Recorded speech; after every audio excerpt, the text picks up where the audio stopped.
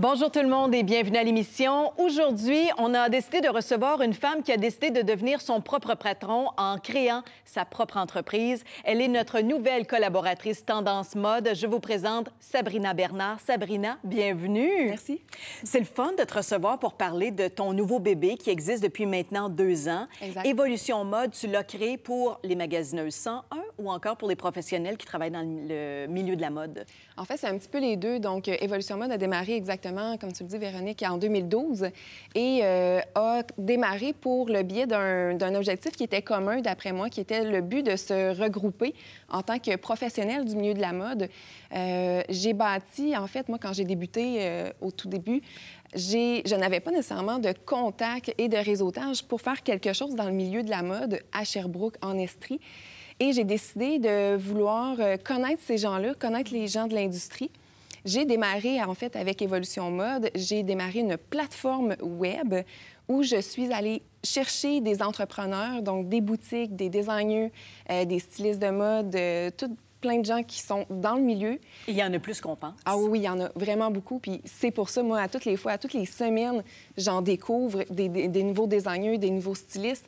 Et je les rentre dans une plateforme qui est commune pour justement dire, maintenant, on se regroupe, on est ensemble, on va être plus fort et on va développer quelque chose à Sherbrooke.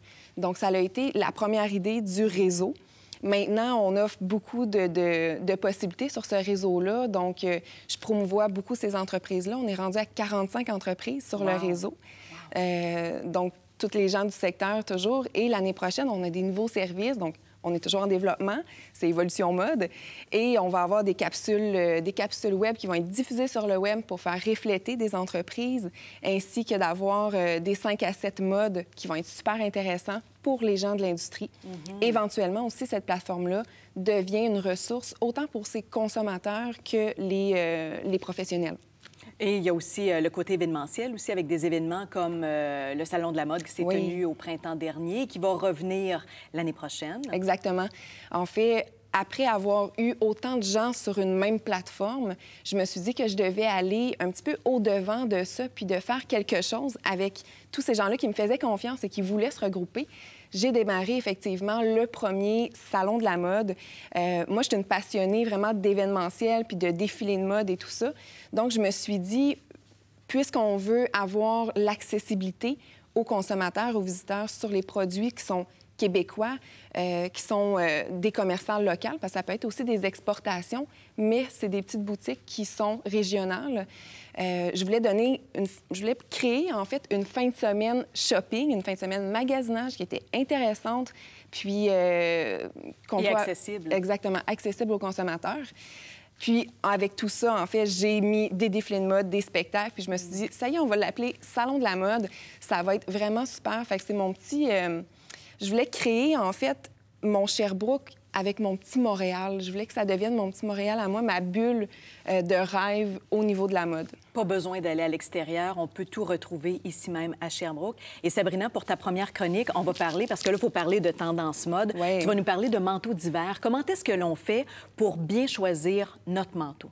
En fait, il y a plusieurs techniques qu'on doit chercher. Premièrement, on doit savoir pourquoi on veut notre manteau d'hiver. Est-ce que c'est pour une seule saison ou plusieurs? Habituellement, si on veut seulement pour un hiver, on va pouvoir oser sur les tendances, donc oser sur les couleurs puis les tendances de l'heure, comme en ce moment, qu'on a le manteau de type camel, c'est vraiment un beige, un manteau super long. Mais si on veut pour plusieurs hivers, on va y aller dans un manteau qui est plus classique habituellement. Donc, à partir de là, c'est de savoir quel degré de chaleur on veut notre manteau.